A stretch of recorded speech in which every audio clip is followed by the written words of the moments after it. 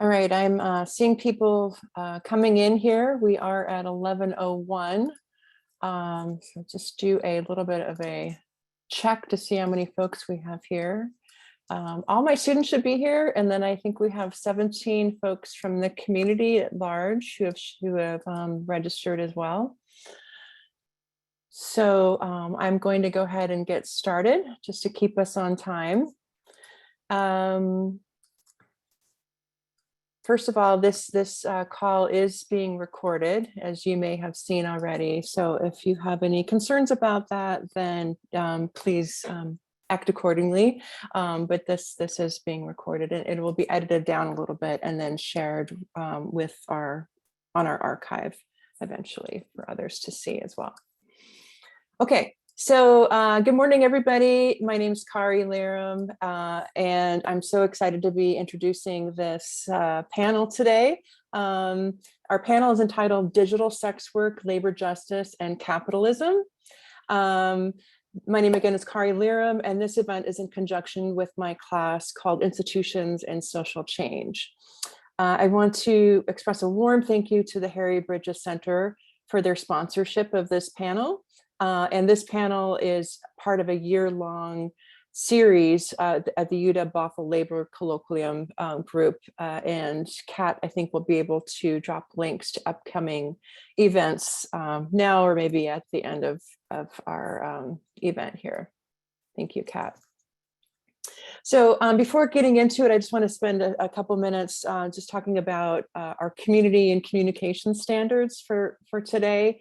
So first and most important, we expect this to be a space of open intellectual engagement, along with a considerate speech that is free of any kind of violence.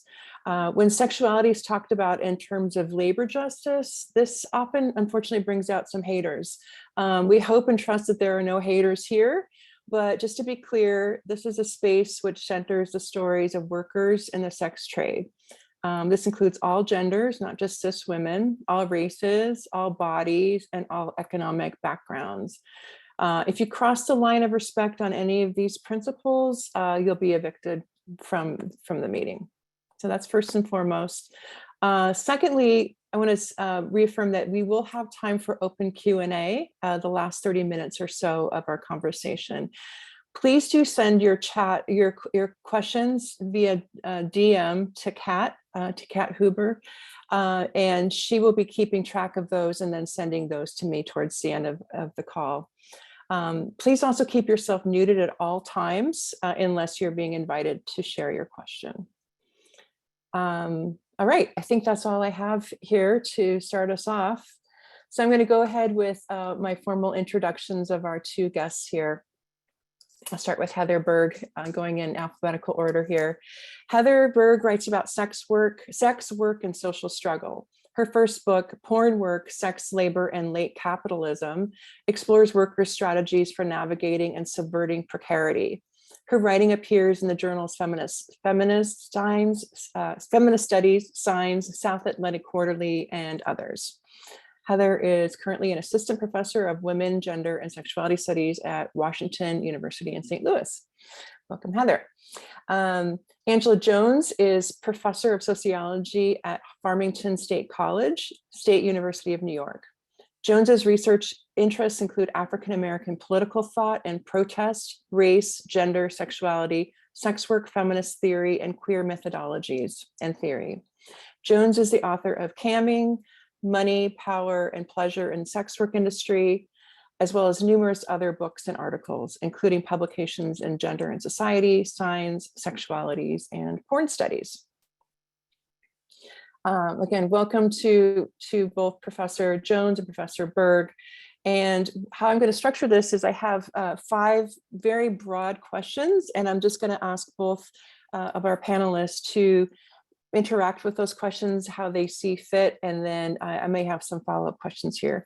But we see this as an organic conversation that's really hoping to be generative, and out of this generative conversation may also generate questions amongst others on the call here. So very much looking forward to our conversation.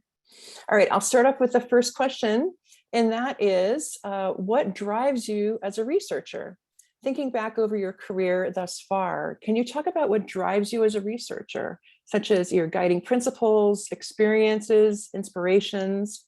I'll leave it at that. And I think Dr. Jones is going to take the first question.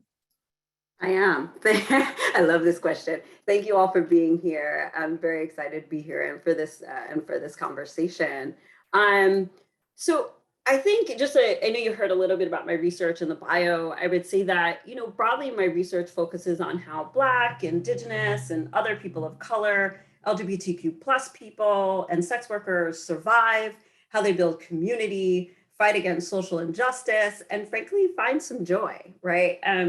I would say my career choice and research really are a reflection of my political commitments. I think I always tell people, especially when I'm giving talks, that my work is unapologetically political. I grew up with a single mom who was a civil rights and anti-war activist. I was a youth organizer for the Progressive Labor Party at like 13. When I went back to college in my late 20s after transitioning out of sex work, I wanted to find a career that really allowed me to honor my political commitments. And at first, to be honest with you, I thought that was going to be in civil rights law, and soon realized it was not the path for me. And while we'll just say contemporary academic institutions themselves, frankly, do not share a lot of my values, I really feel strongly that the work I do with students and the research I do and the things that I write do have value and advance my political commitments. I'll stop there and let Heather chime in.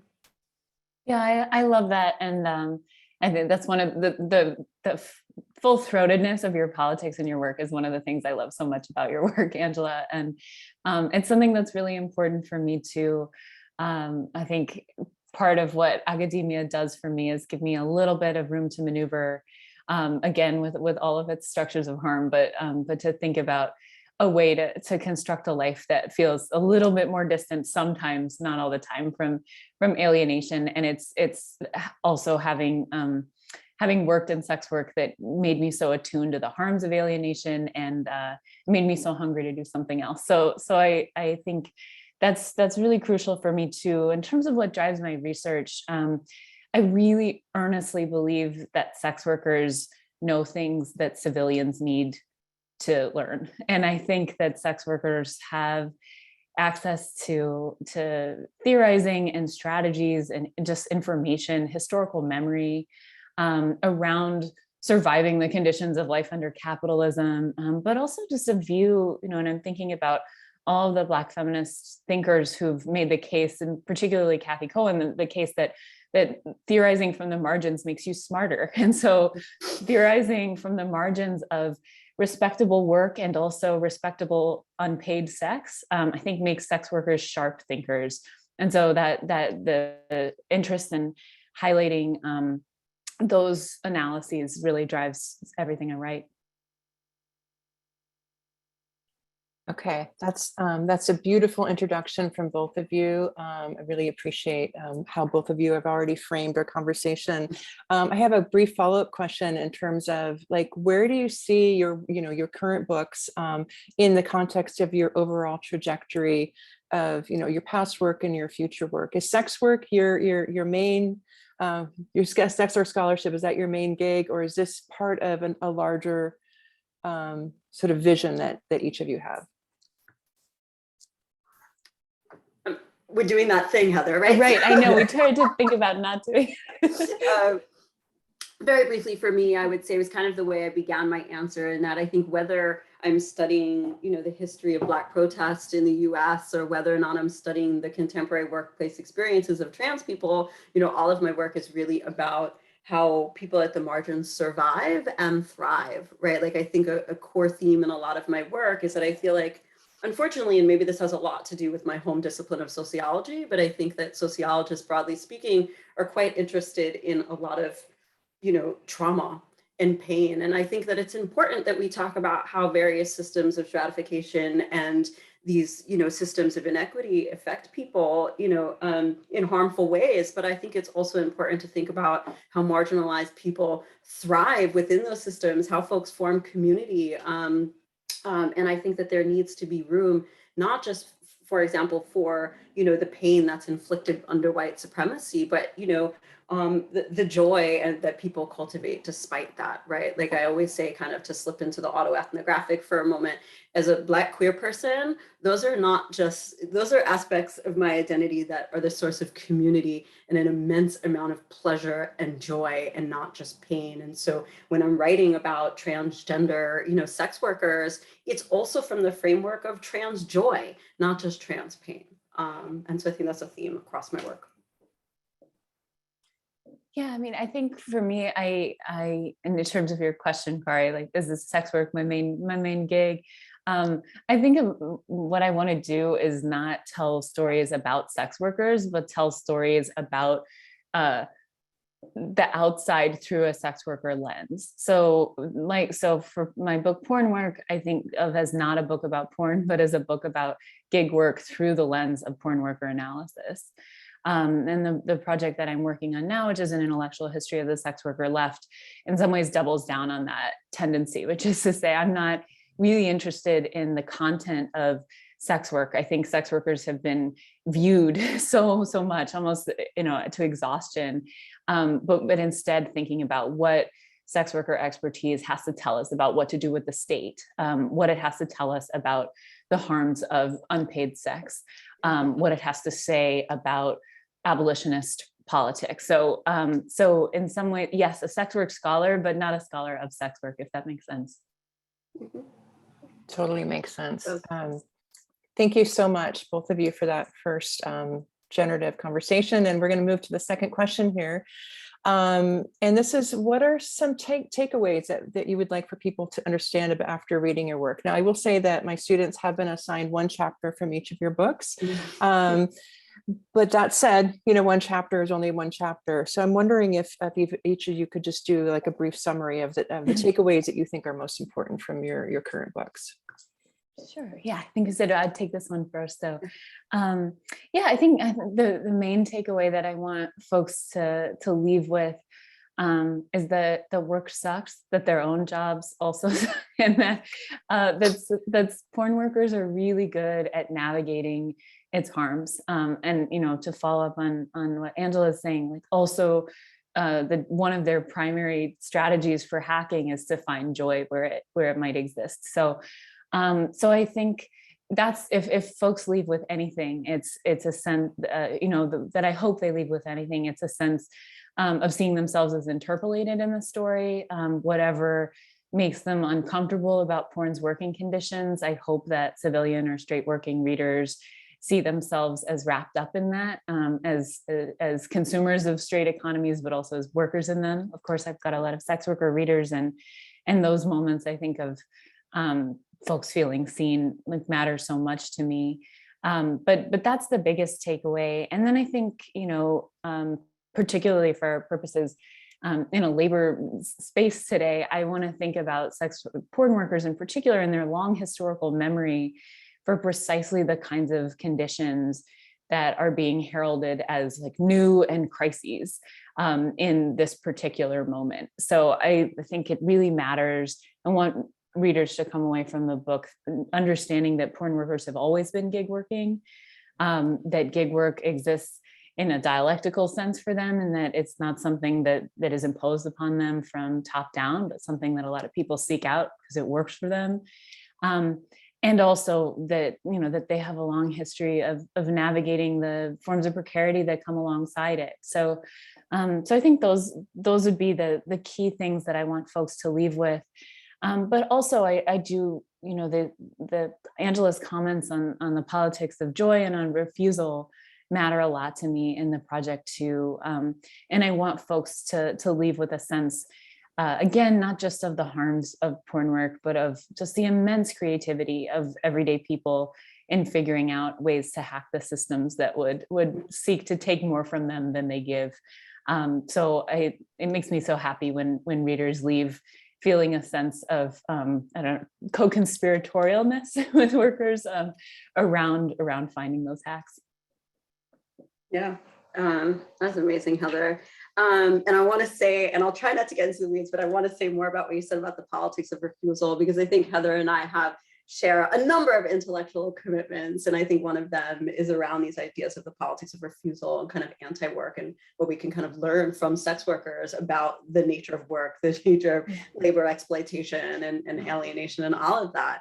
I would say that one of the primary takeaways I'd like people to have in reading a book like mine, and I would say Heather's as well, is that, look, all people's, not just in sex industries, right? Like all people's experiences of labor are complicated, right? And occur across some spectrum. And I think we really need to understand labor experiences broadly, not just sexual ones. Again, is kind of on the spectrum or a fluid, right? In terms of this kind of mixture. Yeah, simultaneously, one could be experiencing naked, brutal exploitation, and then at the same time have these other benefits that they derive from that work. And so I think when you have these paradigms of work that are either, it's either exploitative or it's empowering, I'm not particularly won over by either of those narratives in and of themselves, right? Like I think that, again, so we need to understand labor experiences, all of them, I think, as these fluid experiences that involve both exploitation and empowerment. And to say, because I don't want to relitigate the sex wars, right? But like, I think that there's something to, and one of the things that there's so many things that I love about Heather's book, but one of them in particular is around this politics of, refusal and anti-work. And I think that we can learn a lot from sex workers who, and as much as, I believe wholeheartedly in the mantra of, sex work is work. But at the same time, I think one of the things that I've learned from talking to sex workers across industries is that very often folks were like, look, especially a lot of my new work is on folks with disabilities. And one of the things that I've learned a lot from talking to folks with disabilities is like, look, like I want work that honors my humanity. Guess what? I want to work less. And I'm not afraid to say that I actually like sex work because I get to work less. I get to honor my body. I don't have to work as hard. And I think that especially when you're constantly surrounded by the insidious spirit of capitalism, right? Like just saying that, hey, I want to work less is not a popular argument. And so I think that sex workers can teach us a lot about, again, this politics of refusal and anti-work. Maybe at some point later, I'm not folks great at multitasking. There's a really great panel by Hacking and Hustling on anti-work, and that entire panel are disabled sex workers. And I often point people to that panel because I think it is just phenomenal, and I think can teach so many people. And I think it's really fitting actually for this particular panel and the conversations that we're having. So I'll drop that in the chat later. Absolutely. Thank you for that tip. That sounds like, yeah, very appropriate. And I'd love to check that out too. I do have a couple follow-ups here because I very much appreciate the kind of the embracing of the paradox here. And this has really been as well my work, I feel like, for the last 20 whatever years that I've been working as a sex sort of scholar, of trying to hold both, the pleasure and the pain and the exploitation and the freedom, and and to talk about how that's not just indicative of sex work, but it's really something that we see in all of our kinds of labor.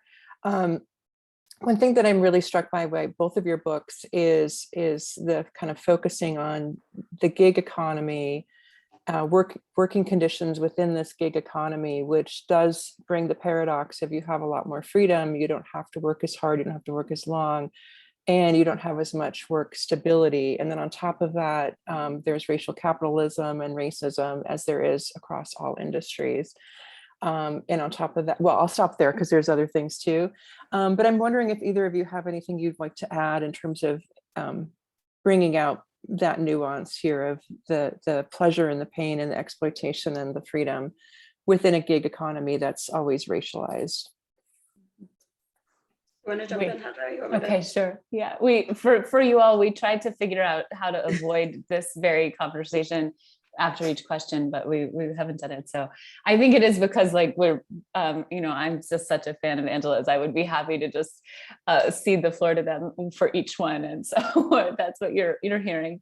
But yeah, I thank you for this question. I think I want to follow up on this thread of work refusal and say that it becomes really crucial, I think, again, to think through a sex worker's lens about the problems of gig work.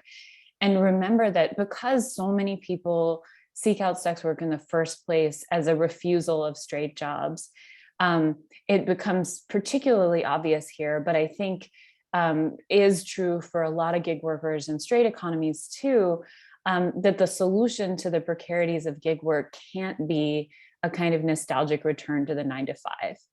And so that's one thing I think that sex workers analysis really highlights. And so as you talk, Kari, about the pleasure and the pain there, I think, I think a lot about the kind of like classic Marxist reminder that one form of work heals some of the problems of the past ones, but creates new ones. And that I think is a natural dialectical process. But I'm concerned with the tendency on the part of a lot of straight or civilian gig scholars today to have a kind of nostalgic approach to the problem.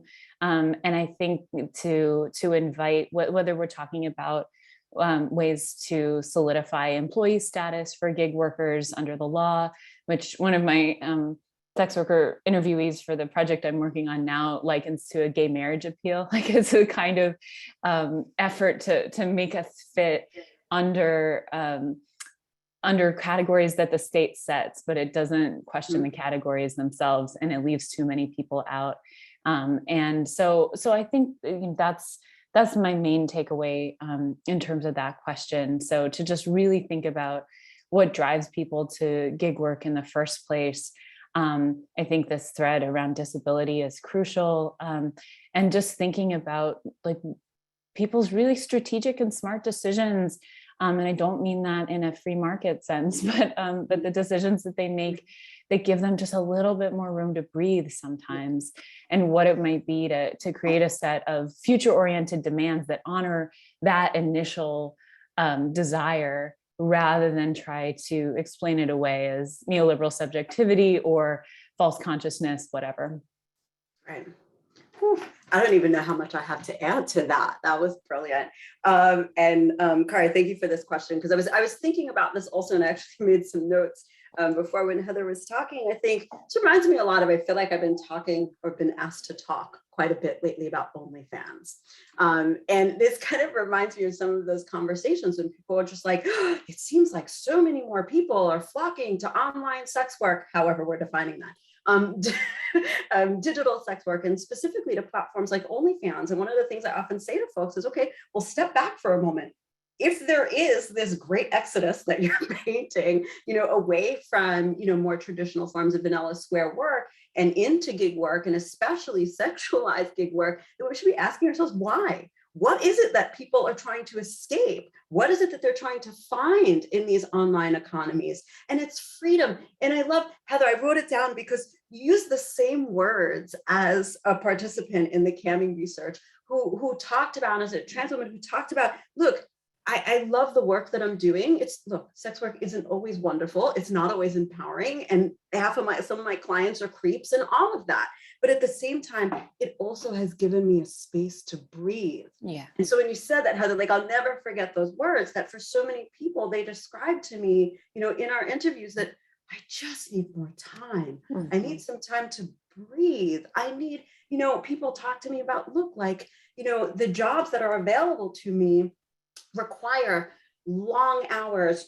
My boss doesn't care about my humanity, about my feelings, about my, again, if they have particular chronic illnesses and stuff. And so again, that this gig work, and especially these sexualized gig work, is providing people with that space to breathe.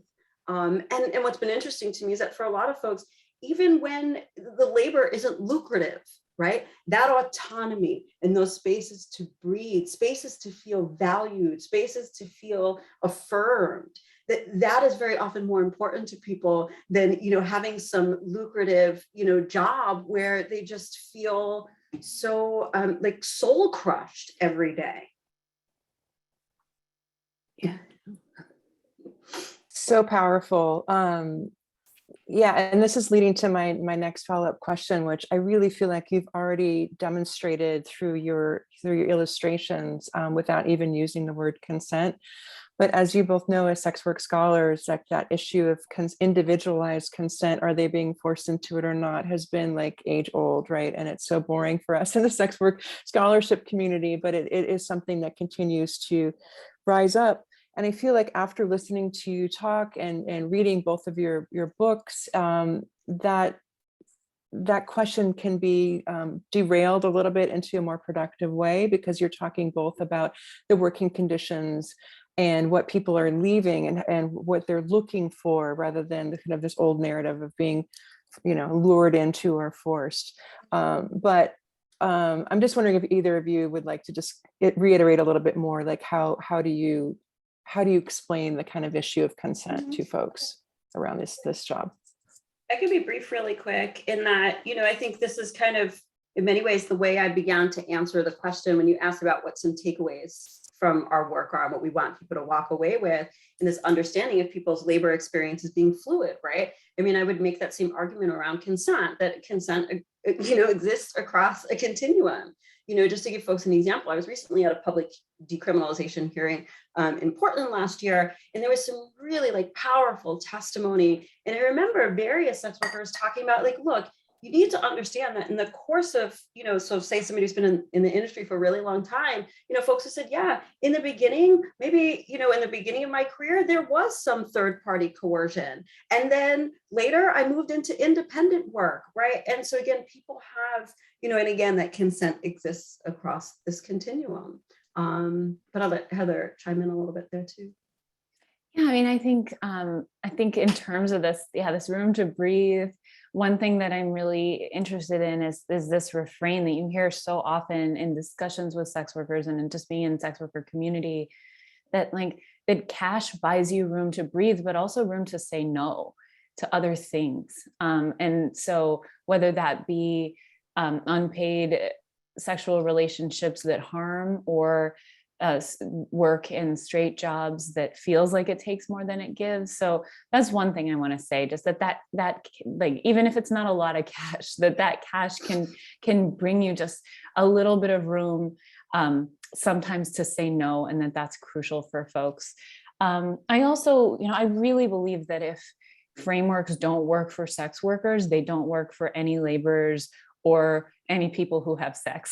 So I do, I think that's my sex work exceptionalism, is to say, I actually do think if we start with sex work, then the kind of frameworks that emerge from that will make sense for a lot of people. So from that, I think, my critique in the book of the framework of enthusiastic consent, for example, isn't just that it doesn't land for porn workers, but that the ways that it doesn't work for porn workers reveal a deeper rot in its kind of very foundations. And part of that is to say that I think that the ways that sex workers calculate what makes sex worth it for them are so instructive, particularly for straight women, in thinking about what it might mean to build better sexual cultures.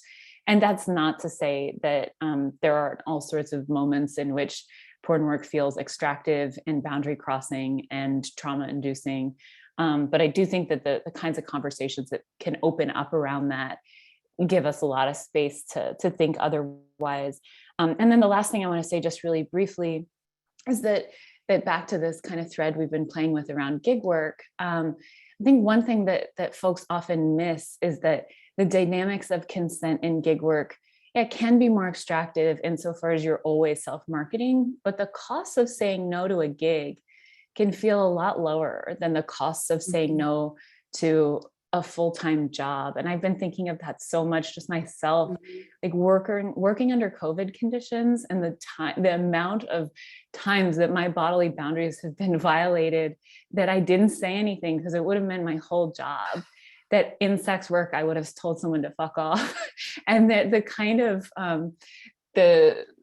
I think there's a lot of folks talk about a different kind of sense of shame around that, that you let your boundaries be crossed in different ways because the stakes seem magnified. So that's the only other thing I wanted to say about the gig work piece, that kind of one-off nature of the gig can give you, again, more room to breathe.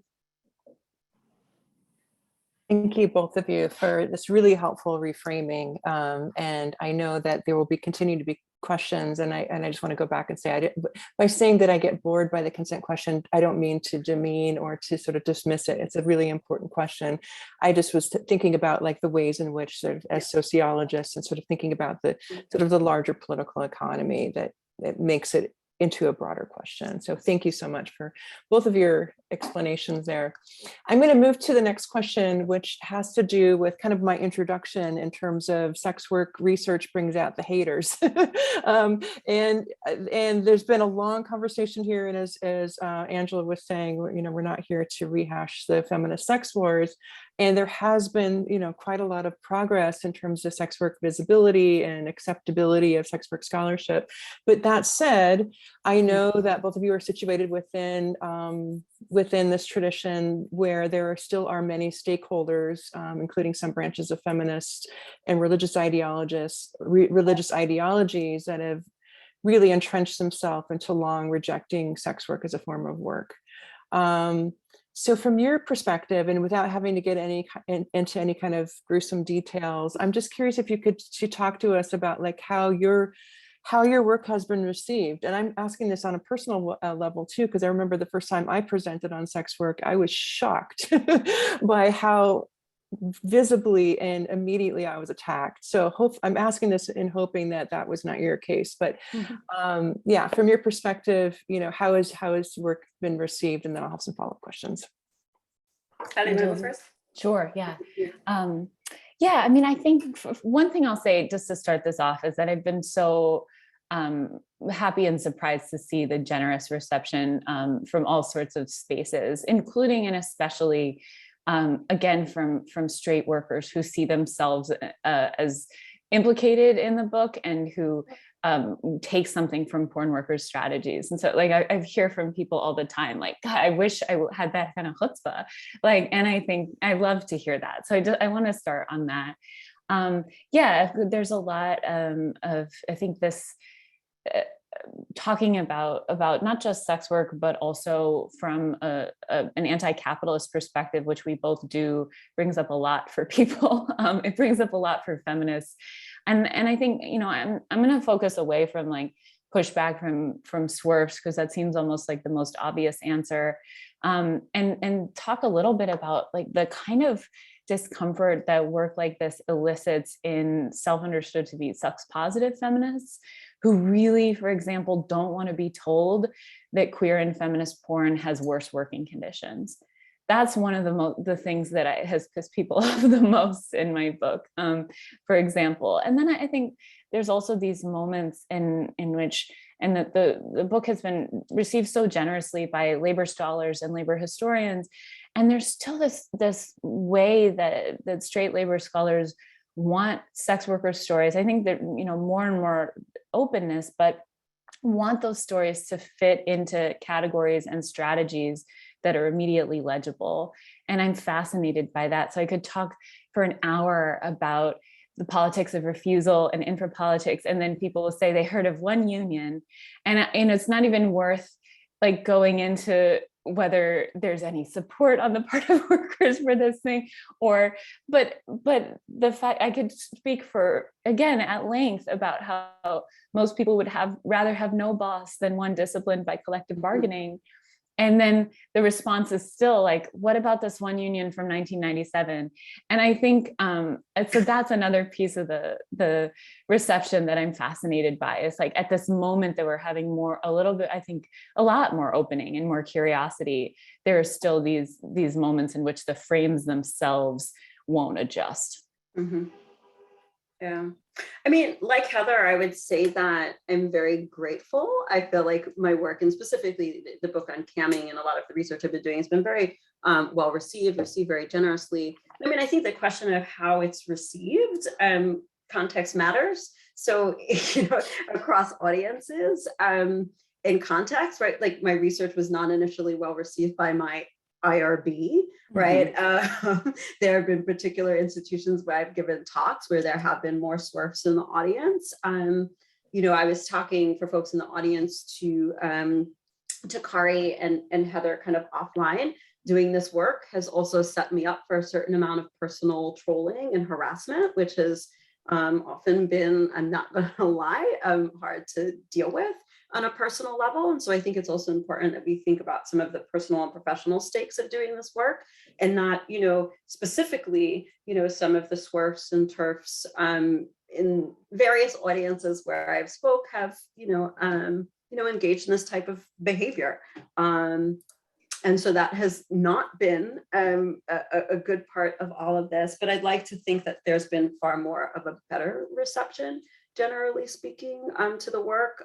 Just to give you another example, something that felt, it's limited, so I'll try not to digress too much here, is that, for example, in the camming industry, there's a major platform in the industry that had read a bunch of my work and basically reached out and said, look, we want to do better in some ways, and we want to talk through how we might restructure and rebuild and redesign our platform in a way that's more inclusive and more supportive of trans, sex workers.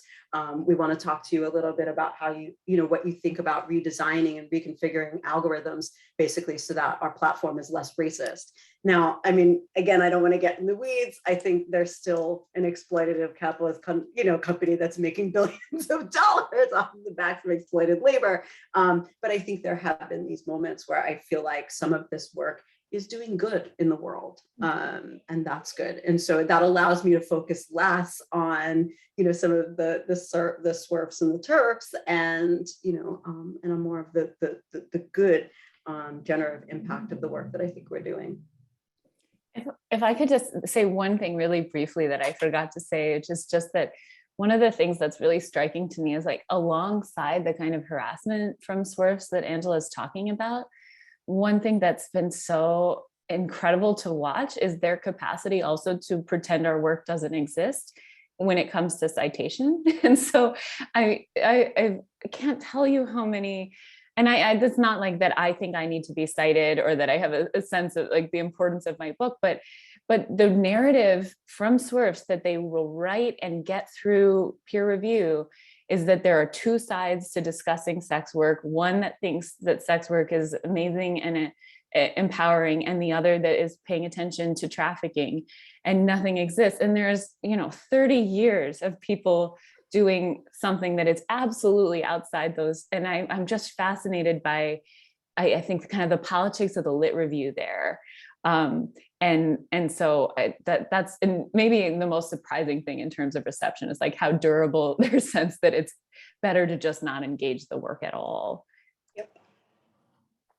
Politics of the lit review, and the politics and just sort of the repetition of this old story that we have, and having to tell the story again without having to update the story. That, yeah, we do have a lot more to say now.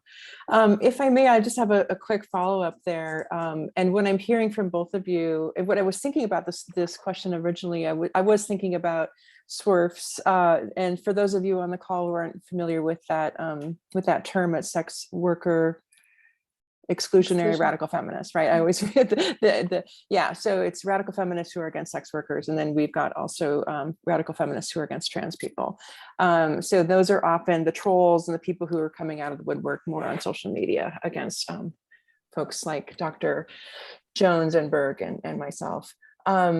But what I'm hearing from both of you is that it's not, and what I'm really appreciating is to break out of that old binary that doesn't really work analytically anymore and never did, but also to work beyond that in terms of who we seem to be, who we have assumed to be our allies, and who are we talking with. And Heather, I was really struck by you talking about within sort of labor studies communities, and the kind of inability to hear stories that were not focusing on labor unions as the solution. So within your scholarship communities, and Angela also, talking about your experience at your university and the IRB and sort of the struggle that they have there.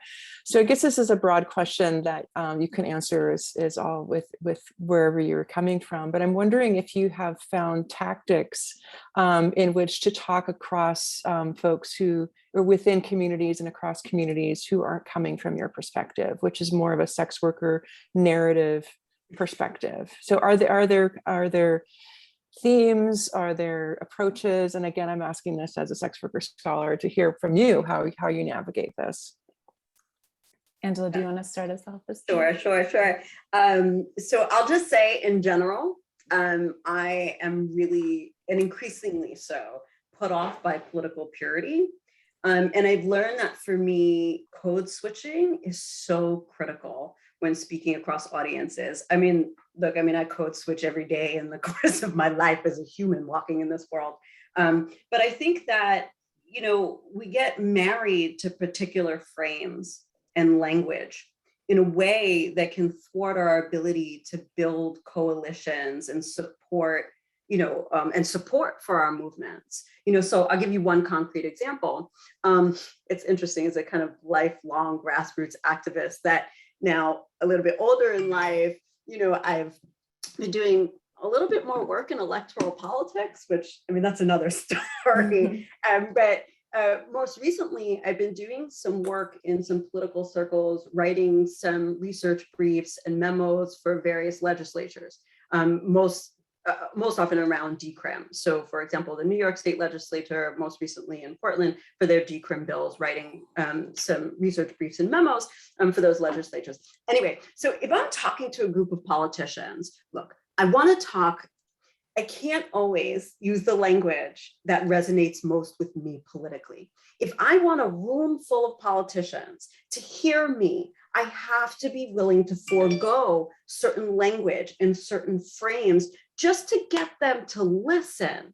And so I think that sometimes we have to be willing to kind of pivot a little bit in terms of some of these frames, So for give you another concrete example, talking to these politicians, one of the first things that they want to talk about is trafficking. And the way that even the language that I'll use with them may be different than the way I would say in this forum, right? So for me, it's labor trafficking. I don't make distinctions between different forms of labor trafficking, right? But for them, I will use the term sex trafficking, right? So again, I will use terms, I don't often use the term sex trades, right? But I will use language that I know resonates with them. I will try to explain things in a language that's intelligible to them, right? Because political purity gets me nowhere in those contexts. And I feel like maybe I shouldn't say so. I'm gonna stop and let it go. Oh, now I want to hear it. No. No, I was just gonna say I want to be also really honest in that, because I think that this was part of your questions too, Kari, in that I have also gotten to a place where there are certain audiences and certain groups that I'm done talking to. Yeah. Because I really have gotten to a point where I think that there is no debate happening, right? In these contexts. And it's unfortunate, right? And I think I also want to say, one of those groups, I want us to often be mindful of how we paint radical feminists with a broad brush. And so I think very specific cohorts of radical feminists that we've been alluding to, this kind of swerfs and turfs who just, I think are so committed to certain ideological frames that I've just found that there's no constructive dialogue that's happening. And much to my dismay, and maybe this is a kind of a place for Heather to jump in a little bit too, is I've really gotten to a place where I'm tired of talking to Marxists about sex work. Like I'm just because I don't find that those conversations go anywhere meaningful or useful. Well, I'm so glad you make an exception for me. Yeah. Yeah, I think I agree on all of this. I think we don't owe people in positions of power our earnestness. And of course, it's sex work that teaches that. So, one thing that I think about a lot is the ways that we can and should treat the state like a John, like figure out what it, not only because it's run by Johns, but like think about you figure out what that person wants from you, and you figure out how to give it to them without sacrificing yourself or people you love. Okay. And I think that's doing formal politics. So so I think that just the day-to-day experience of sex working has a lot to offer in terms of political strategy too. And this sense that that it's I think a liberal trap to imagine that that ideological consistency is important when you're dealing with people who have the power to kill you. I think that that's crucial. And then just in terms of beyond electoral politics and that kind of the realm of formal politics, in terms of your question, Kari, on how to talk to people in general who are coming from different spaces, I think the same principles that that make good organizing or good ethnography possible work here. So it's really about, I think, meeting people where they are and figuring out what they're frustrated about, and then finding ways to tap that into the story that you're already trying to tell. So, again, I've had, I think, in some ways, a lot more luck talking with straight workers, however they identify politically, just really meeting them at the space of like, what do you hate about your job? And then beginning there and thinking about how to build from that space. Or, again, like, I think that, to quote Jane Ward on the tragedy of heterosexuality, like, I do think that if we start from a particular kind of frame, that straight identified women like have a really like basic sense of what some of our critiques of unpaid sex might be and how you might organize from that space. So I think just that's really basic, but just meeting people where they're at works. That's fabulous. Thank you both. I'm going to move to, we have two more questions, and then I think what we'll do is take a really brief break and then come back for a Q&A. So my second to last question, Heather, you were already kind of alluding to it and asking people, what do you hate about your job? So I'm wondering if both of you could talk about both what you see as the key problems with, but also the potentials for sex work, and in your cases, digital sex work.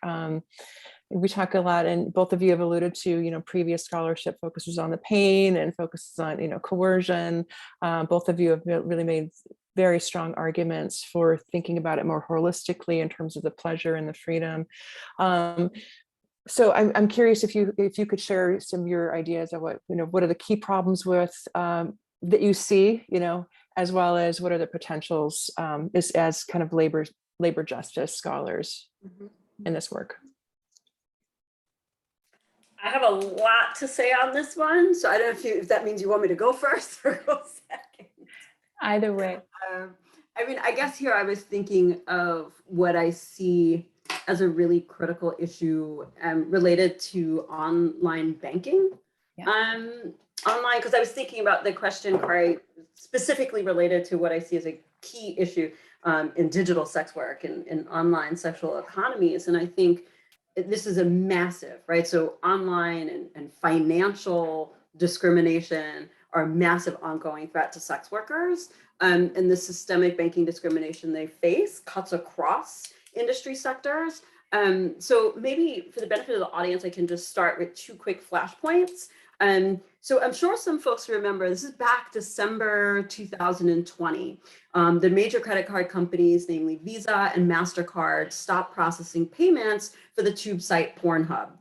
The second moment, also during the pandemic, timing, not a coincidence, mind you, was when MasterCard threatened to stop processing payments for pornographic content on OnlyFans, which they then walked back due to sex worker activism and frankly, some of the most positive news coverage of sex workers I've seen in the mainstream, which I think, not to digress too much, was undoubtedly related to misguided public perceptions of who works on OnlyFans. So picture young, white, middle-class content creators struggling to survive during the pandemic.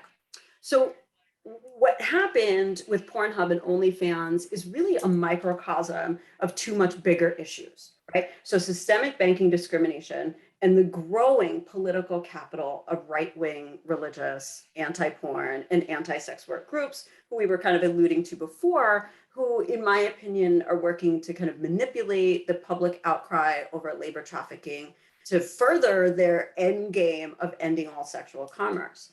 So what I think is important for folks to understand is that even before the Pornhub and OnlyFans moments, right, sex workers have been dealing with the effects of systemic banking and financial discrimination. So while sex workers can sometimes fly under their radar, American Express, Cash App, Chase, PayPal, Venmo, I could keep going, right, already had policies refusing to process payments for sex workers across industries, like including porn, right? Like including legal porn. So I think we have to recognize the impact here beyond the adverse effect on wages, as if that weren't enough, right? I'd ask everyone to think about what happens when you have all of your access to an entire banking system systematically cut off, right? Like this has implications for housing access, credit, insurance, and so on, right? And so, and I'll kind of wrap up here. I'm sorry. I just want to be very clear. I think, make no mistake, this financial discrimination is by design, not by accident. This is all part of the strategies of anti-porn and anti-sex work groups, such as the National Center on Sexual Exploitation, which, folks, is just a rebranded morality in the media. Groups like Exodus Cry to defund and deplatform sex workers. So this deplatforming of sex workers, I think, is by far one of the biggest issues that folks are contending with, right? And so these groups, again, they're exploiting, right? These anti-sex work groups are exploiting anti-trafficking efforts to fund their end goal of ending sexual commerce. So, and again, I'm wrapping up here, but I think it's important to acknowledge what's happening, that like sex workers are fighting like this multi-fronted war, right? Involving right-wing religious anti-poor groups and activists, the carceral state and their harmful governmental policies, and then discriminatory financial and banking institutions, right? I'm sorry, that was a lot, but I think that this is a really huge issue. Yeah, I mean, my comments are along these lines, though less well put. So I'm glad that you went first. And I think what I just want to add to that is to say, like, it is, I agree totally. These are by design, not by accident. And likewise, it is not an accident that these interventions take aim, not just at the right to like be naked on the internet, but to get paid. So I'm thinking about writing from the sex worker thinker, Tamara McLeod, who talks about them explicitly as an enclosure movement, which is to say it's a coalition from the capital and the state to cut off people's access to working outside of a wage. And so the only thing I want to add to this is to say that these interventions directly undermine sex workers' efforts to grasp some autonomy. And that's not, I don't just mean autonomy in a general sense, but autonomy from middlemen and from the most predatory third parties.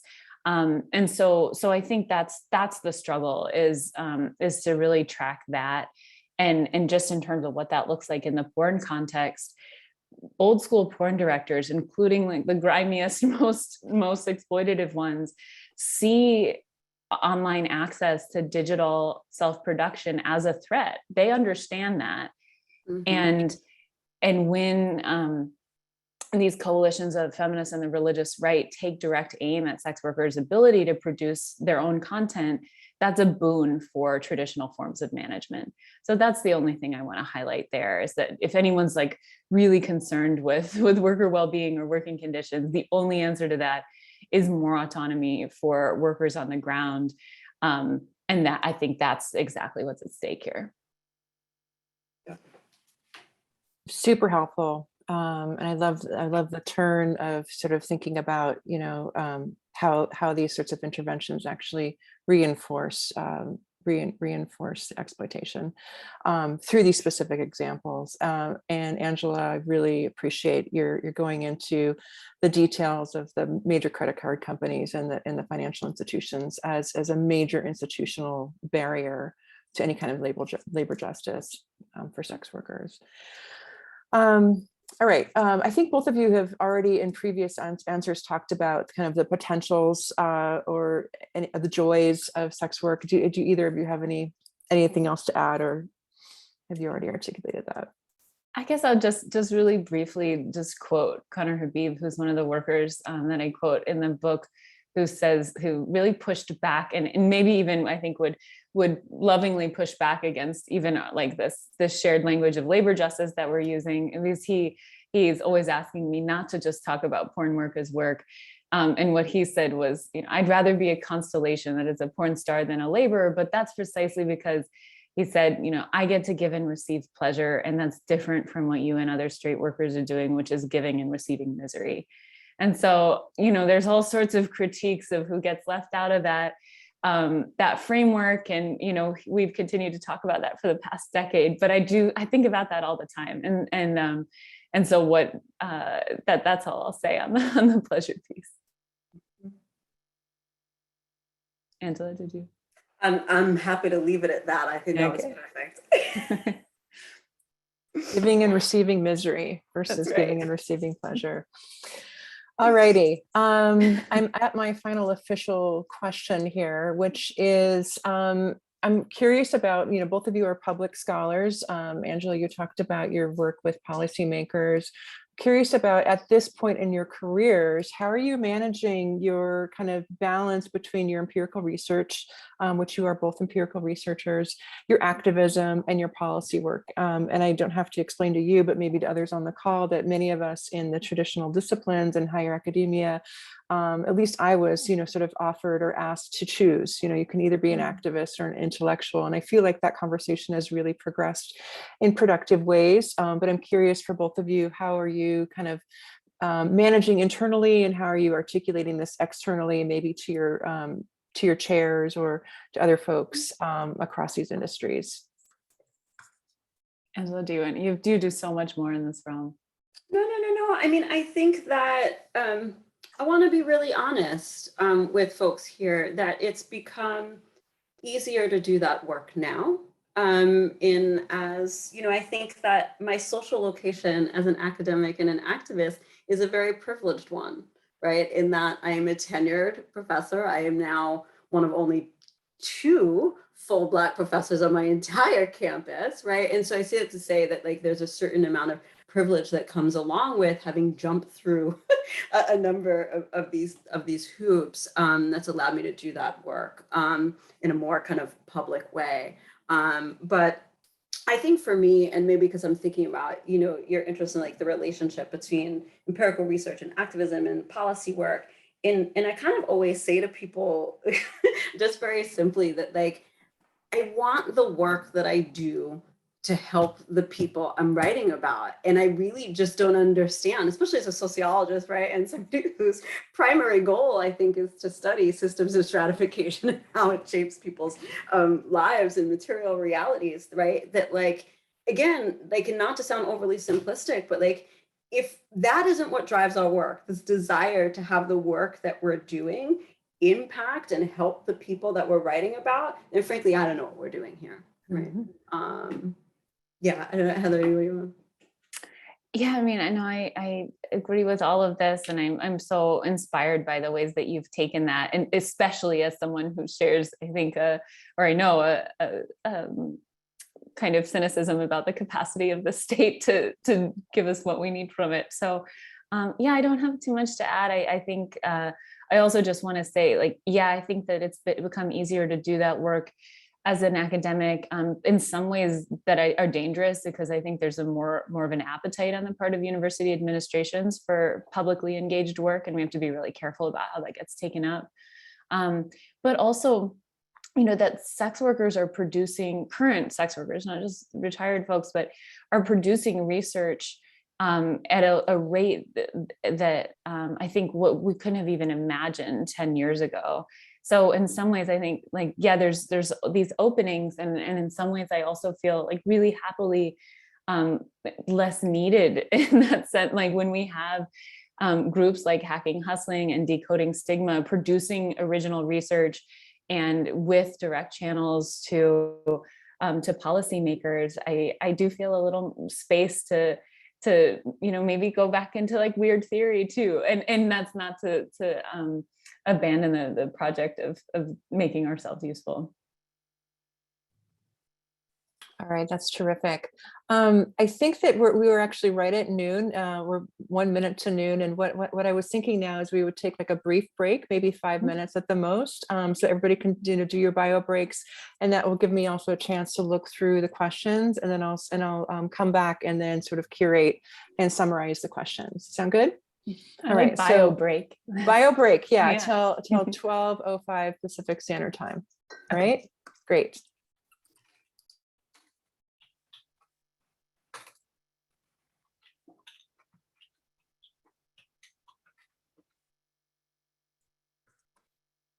All right, everybody, welcome back. Hope you had a good bio break. Looking through the questions here, I see a few themes. I'm just going to try to summarize the themes into maybe another 5 questions, and we'll see how far we can go in terms of time.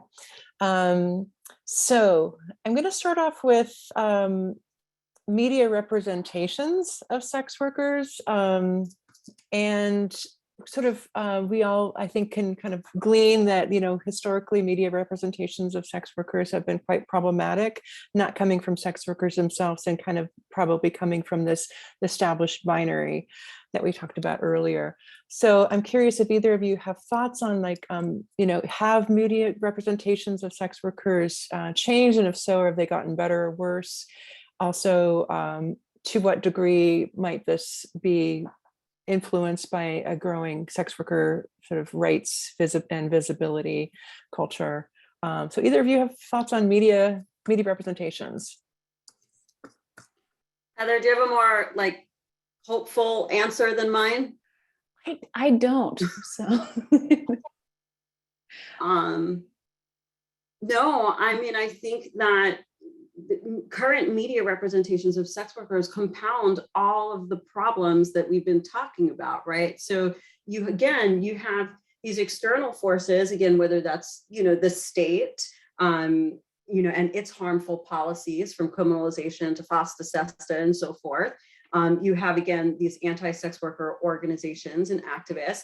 And so again, these media representations are compounding so much of the stigma that sex workers face every day. And so I dropped a piece that I had written, a piece of cultural criticism that I had written a bit ago. I don't know if folks in the audience saw this show called Mayor of Easttown, but it's just, folks, it's one show, right? But it is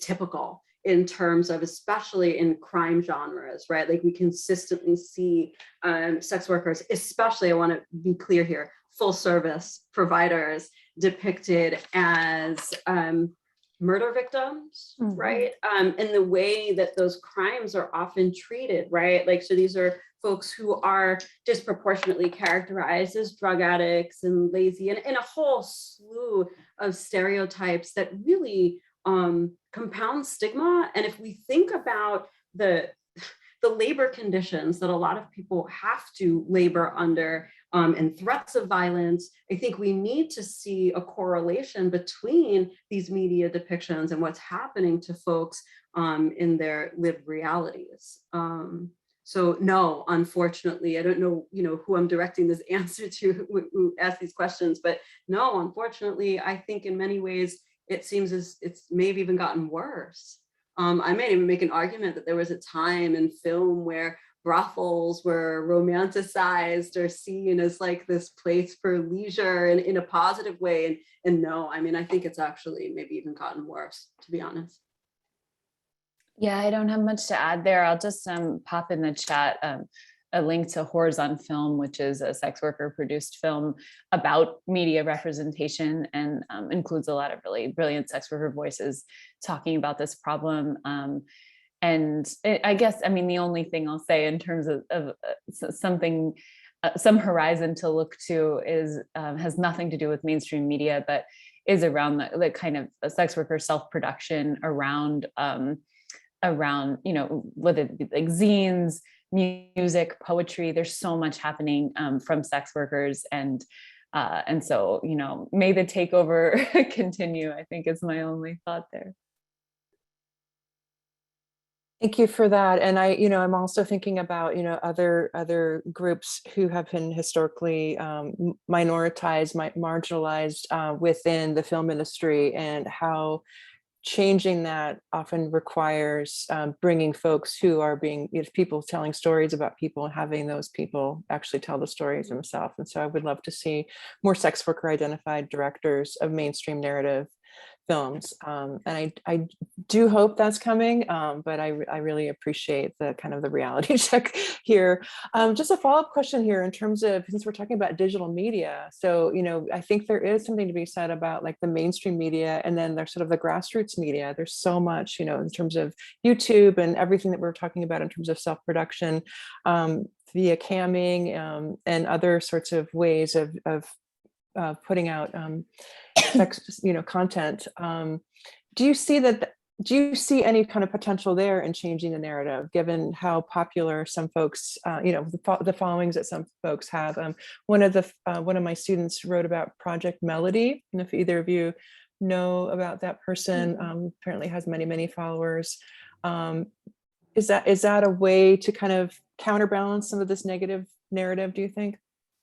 Yeah, I think absolutely. One thing I'll say, just to follow up on your, I think, hope that I share, that there be more sex workers involved in mainstream production too, is just that a lot of sex workers who've worked in mainstream Hollywood will tell you that its conditions are so much worse, they'd never go back. So there's that. But yeah, I do think that these forms of self-production and self-narration are changing things. And I'll just like track that in terms of the state in which students come into my classes has changed dramatically in the last even 5 years. So people come in having read sex worker TikTok or watch sex worker, I sound like I'm 100, having engaged sex worker TikTok, Instagram, sometimes zines, podcasts. So, I mean, for whatever that's worth, like young people, even at an elite institution, you know, a lot of my students, some do, but a lot, you know, do not have immediate experience with survival economies of any sort, but like they're coming in with exposure to sex worker media, and it is changing things for them. Yeah. I'll just add to that. I dropped in the chat. There's a John Oliver episode that came out not that long ago that was very good. And I would say it was very good because the production team spent a lot of time talking to sex workers. Yeah. And it seems very simple, right? Like if you want to get the story right, talk to sex workers. Absolutely. All right. I'm going to move on to another question, which has to do with policy. So combining a couple of questions here. One around FOSTA SESTA and how you see that is impacting the workers who you've been interviewing and engaging with. And then a follow-up question around like what policies are needed that would be better. I think there's probably a lot, but maybe we could start off with FOSTA SESTA and whether you've seen a direct impact or not on your interviewees. Absolutely. I would say, especially in my more current work, because my most current research has been talking specifically with transmasculine and non-binary full service providers. And so in talking to escorts and full service providers, yes, this was something that came out a lot in the research in terms of the harms, especially the economic harms related to safety. And I think at this point, I mean, I have a new paper that's coming out about this. I mean, I think there is, and I dropped the link for the sex worker syllabus. There's an entire section on FOSTA SESTA. So if anybody's interested in some more reading in terms of, and a lot of the stuff that's in that, so and everything in the syllabus has been written by sex workers.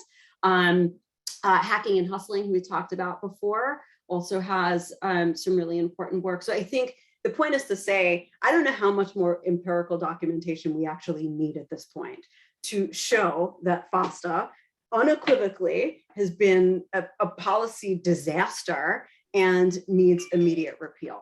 And if anybody's interested in more details, we can talk a little bit about where it is in terms of legislative action and stuff like that. But you know, first and foremost, that needs to be repealed. Yeah, all I'll add to that is just to say that the journalist Melissa Garrett-Grant came out with a piece recently that showed that FOSTA SESTA has resulted in one prosecution. And as an abolitionist, I don't measure the efficacy of policy based on prosecution, but there's been one prosecution for actual trafficking in the 4 years since its passage. And, you know, really, it's not an overestimation to say like countless sex workers are dead. So if we're talking about it's like actual what has come from the law is that. Yeah. And if I could just add one more thing, because I've been thinking this in a couple of different occasions, that when we're talking about the affect and the impact, especially of policies, I cannot underscore or state enough that these policies have a disproportionate adverse effect on the most marginal. So Black, Indigenous, Latinx folks, right, on disabled folks, on economically marginalized and poor folks, right? And I think that we need to, and again, going back to this idea that I would argue that none of that is by design. Mm-hmm. I mean, right, that none of that is by accident rather than by design. Yeah, that's correct. For those of you who aren't familiar with FOSTA SESTA, if you go into the sex worker syllabus, I'm sure there's a lot more explanation there, but what I can just say briefly, it was just another attempt to make it harder for sex workers to make money, in this case, to not be able to advertise for their services. So if you can't advertise for your services online, and then you can't bank, that makes it really hard, and that makes it very ironic in the name of trying to save people. Mm-hmm. Okay. There's a question here around technology and sort of inequalities within the sex industry. Some people call it the hierarchy, but sort of how does technology, I mean, both of you are talking about digital sex work, and so technology is key, whether you're using it yourself or somebody else is filming you. Do you have thoughts on technology as a democratizing force versus a kind of something that more entrenches inequalities, and how does that work globally? So it's a very broad question, but I'm curious if you have thoughts on that. Yeah, I think it's a great question. And I guess that another area where I would push back against the dominant tide of gig and tech work scholarship is this assumption that algorithmic managers are worse than human ones. And so there are all sorts of ways that that tech intensifies old inequalities, but I would always turn folks back to historians of labor who think about the ways, the longue durée of tech as an engine for hierarchy in work. And so, I mean, one book that I think does that really beautifully is Surrogate Humanity from Neda Tonosowski and Kalindi Vora, and then just talks about the ways that contemporary algorithmic discrimination, for example, isn't new, but is rather borrowed from histories of labor management under colonialism and enslavement. So all I say there is that this isn't new, and so nor are the problems associated with it.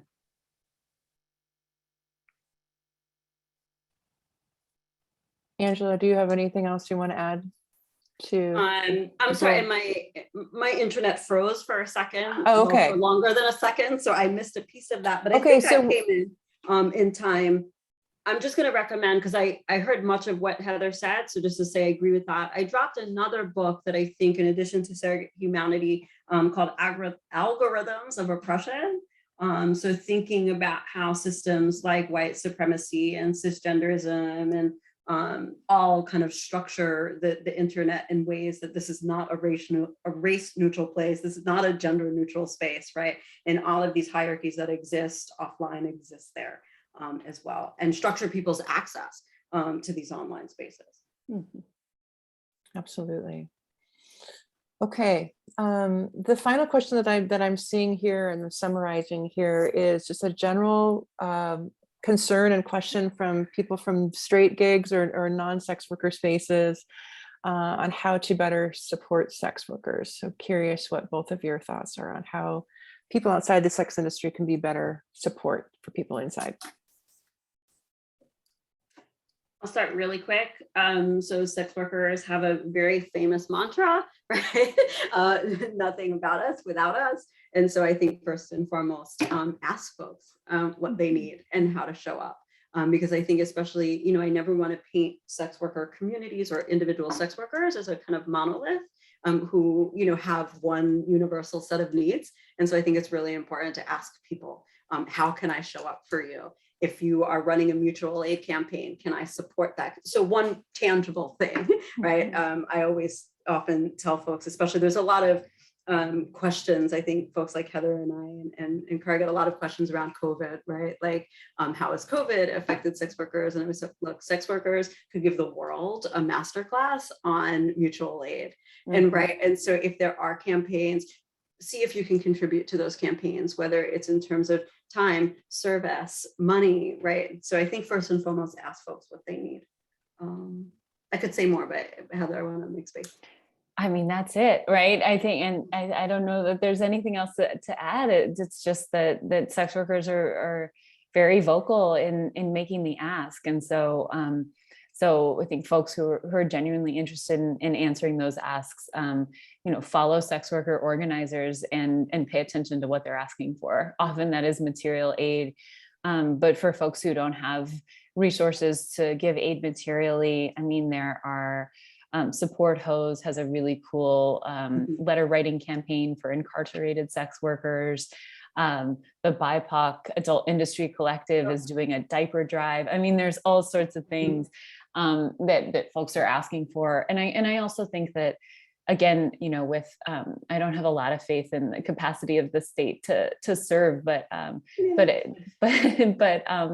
like letting representative officials know that this matters to you and that you're paying attention, I do think matters. And it's the needle is moving. And again, I think vocal support there really does make a difference.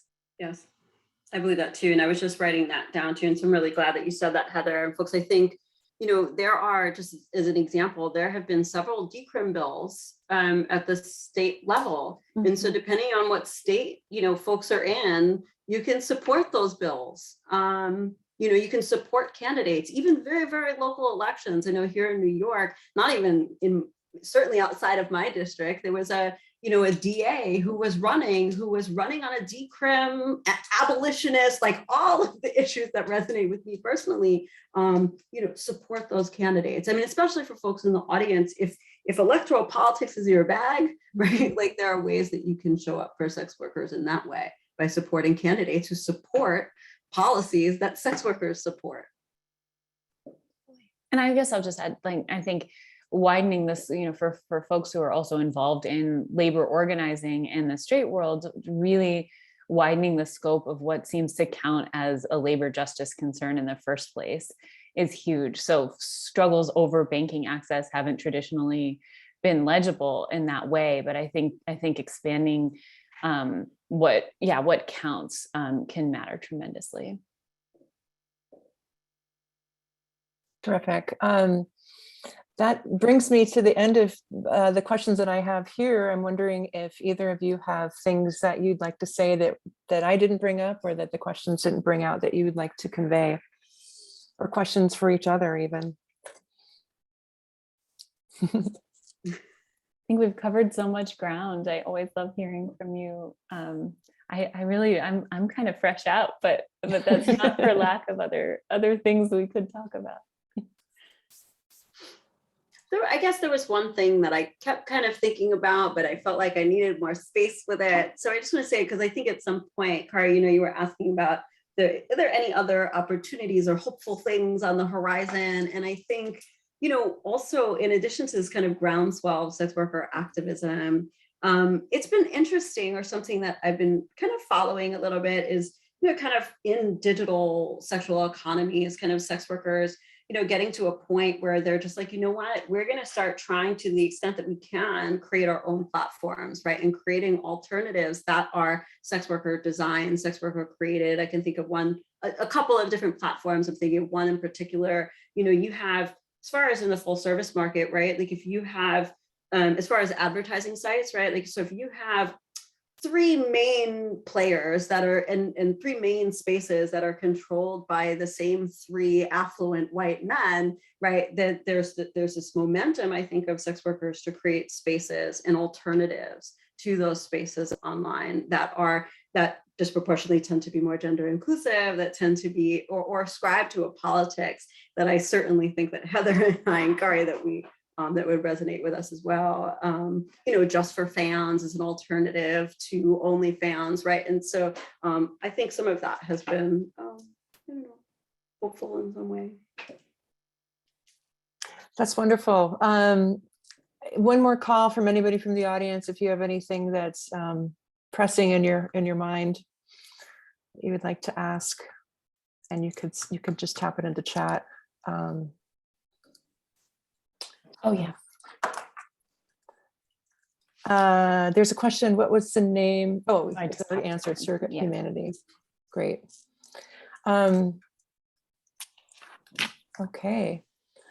Well, I have really enjoyed our conversation. I again want to thank both of you for making the time, and we're in three different time zones. here. And thank you for all of the juggling that you've had to do with family and other work obligations. I know that I'm leaving much smarter than I was coming in, much more of the sort of new questions and new terms to kind of chew on here. And I'm sure that my students have as well. So with that, I'm just going to end our conversation here formally. Do know that I am available for folks on the call who want to follow up with me. This recording will be shareable in the future. So if you would like to revisit and listen again or share with others, then that will be an option for you as well. All right. Thanks again. And I can't wait to see both of you in person at some point. It's been a while. Yeah, thanks so much for having us. This was really wonderful. Absolutely. Thank you all for being here. Thank you.